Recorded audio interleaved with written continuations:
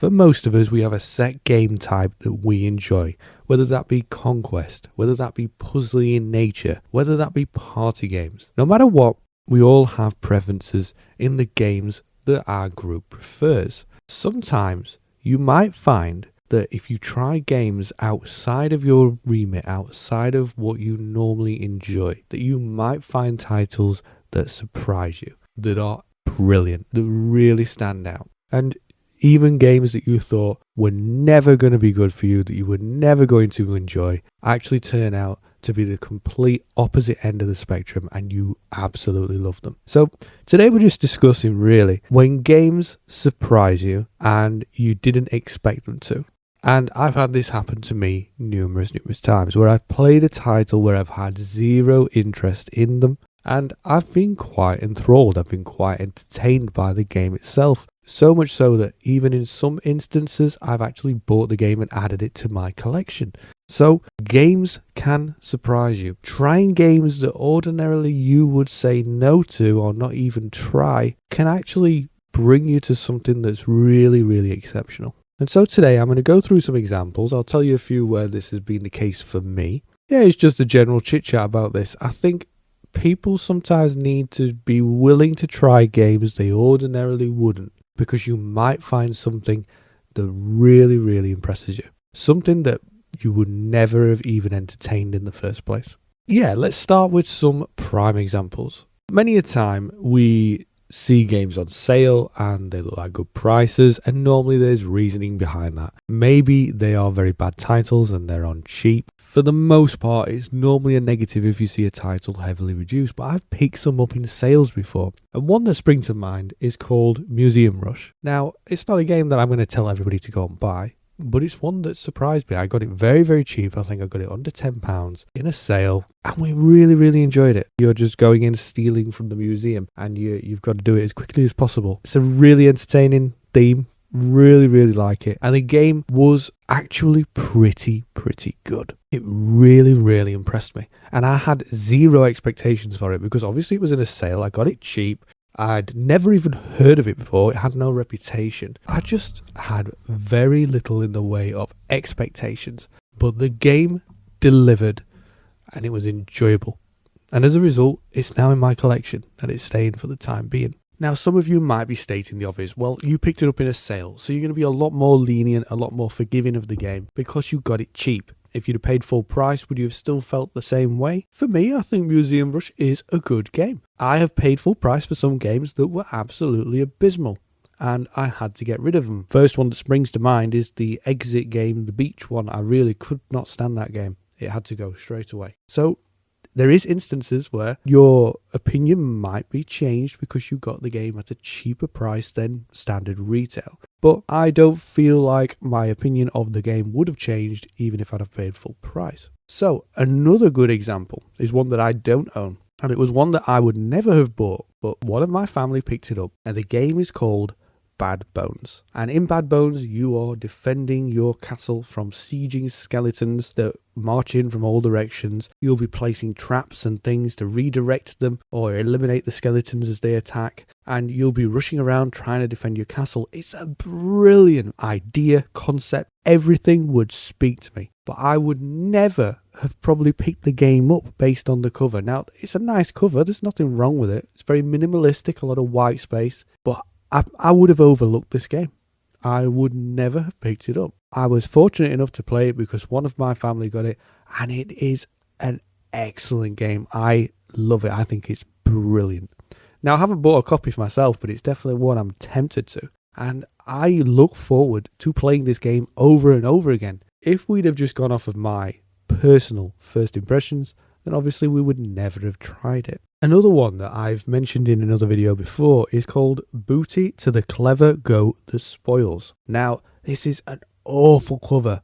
Absolutely awful. It didn't sell me at all. I got it for under £5. But you know what? When we played the game, we really enjoyed it. It's surprising how something that looked so terrible could actually be quite enjoyable. And I kept it because of that. It's not one I'd recommend to other people because you've got to have the right group for it. Nevertheless, my expectations were completely turned around. Like I said, I'll give you more examples throughout the course of this video, but many a times I have been proven that games that I would not expect to like have actually been pretty good. This is why I think it's worth you giving a chance to other titles that you would ordinarily pass by. Because at the end of the day, we're here to enjoy games. We're here to find games, play them, and have fun. Sometimes finding titles that really work for you might take a little effort. You might need to have a bit of adventure and explore new things, try new things that you ordinarily would not look into. Right, so on to another good example, which I wanted to bring up for this list. I wanted to go into detail. I am very, very interested in history. I'm hugely interested in history as a topic as a whole. I enjoy learning about medieval England, learning about ancient Rome, ancient Greece, ancient Egypt, all those civilizations as they rose and fall, the battles and the historic events. I love all of it. It's a topic I really enjoy, but a part of history that never really had much draw to me is the Victorian and Regency period of England. For those that don't know, think like Jane Austen. Although there's probably bits of that history that I would find interesting, I've just never been into it because it's more of a romanticized period in my eyes. So Obsession the board game was one that was never on my radar, and it never would have drawn me in based on the theme, the cover, everything about it. I've played it and I was somewhat impressed with it. I enjoyed it. I thought it was a good game. Now, it's not blown my socks off. It's not made me want to rush out and buy a copy. But playing it because another member of the family picked it up has enabled me to see how good of a title it actually is. And I would not turn down playing another session of it. It's a good prime example of where first impressions, obviously, would not have allowed me to delve any deeper into this game and enjoy what's underneath the surface. So why am I telling you this? Why am I giving you this guidance? Why am I saying you should open up to different games? It's because, like me, you may be surprised. You may open yourself up to finding something different or unique, something that really gels with your group. Now, this is not a guarantee. You may come across games that you absolutely hate. You may pick up a game, think it's horrendous, play it, and it may be atrocious. There is no guarantees that there is even a good game under the surface. In many occasions, this situation has been flipped around for me, and I have been well impressed with titles that I ordinarily would not look at. I think it's great to have an open mind, to have that sense of adventure and exploration and try new things. Be willing to try them out. Now, there's plenty of times when I've been proven correct in my assumptions. So a good example for me is it's a hugely popular game, Fog of Love. Lovey stuff is not really my forte, romance and things like that. I've never been a romance guy for movies. I'd rather watch action, sci-fi, all the rest of it. So a board game about romance was not one that was selling me right from the start. But we tried it at an event and my opinions were in line with my expectations.